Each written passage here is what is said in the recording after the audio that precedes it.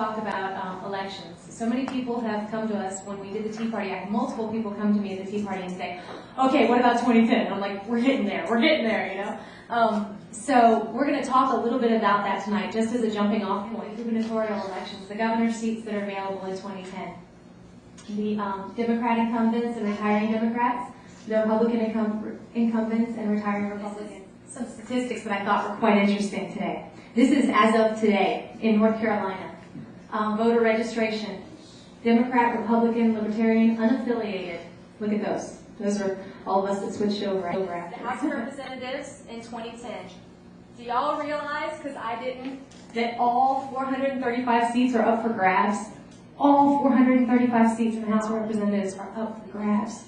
Every single one. Most for us. The 10th Congressional District, Patrick McHenry is seeking re-election.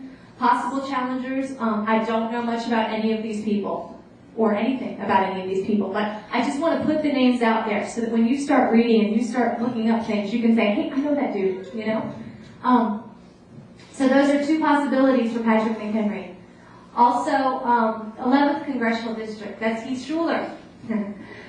Remember him? He voted yes on cap and trade. Possible challengers.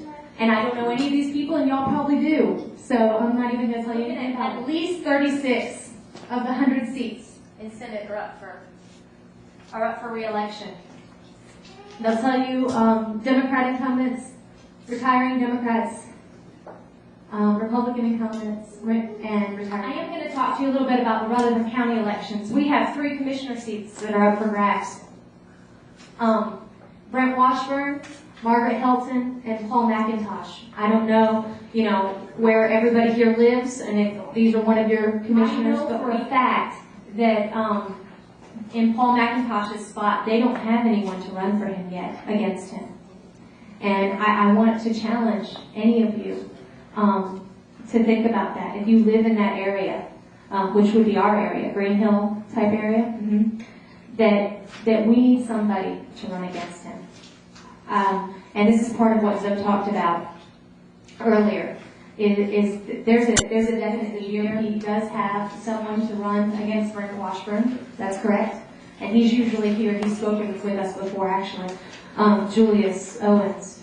And I don't know anything about Margaret Helton's spot. We don't have anybody in that area yet. He says the GOP doesn't have anybody, but to be honest with you, after going to the commission meetings, I vote for Margaret Helton. She's a Democrat. She actually seems to be one of the most conservative ones there, which is wild to me. But I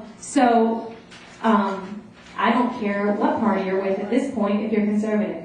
When we go to the county commission meetings, we're always seeing a 3-2 vote. We are always seeing a 3-2 It's vote. the 3 guys against the 2 women. It is, and funny enough, the 2 girls that seem to be more conservative than the 3 guys are both Democrats. That's right. What we're trying to do is we're going to try to do a 9-12, a Rutherford County 9-12 pledge. So just came to do is we're going to pick our top 9, since we're the 9-12 group.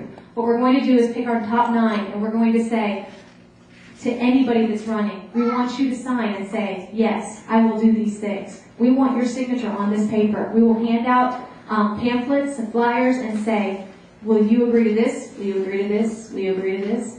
And that way we have it, number 1, we have it signed. Their handwriting is on there so that we can hold it up in the future. Number 2, we can also know, here it's really, really hard to have any clue what people are talking about. I don't know people. Like I said, I've only lived here 3 years. When it was time to vote last time, I tried desperately to find out about people, you and I, to come up with the top 9 things. So what I want to do is, these are some ideas. If you have other ideas, write them at the bottom of the page or shout them out right now so that I can write them at the bottom of my page. And what I'm going to do is at the next meeting, which is October 30th, we're going to vote. We're going to vote on which ones are most important to us in this room and say, these are going to be our top 9. File them all. And at the next meeting, we'll vote on top 9. The 12 values that we're going to ask them are the 12 values from the 9-12 group, which is honesty, reverence, hope, thrift, humility, charity, sincerity, moderation, hard work, courage, personal responsibility, and gratitude.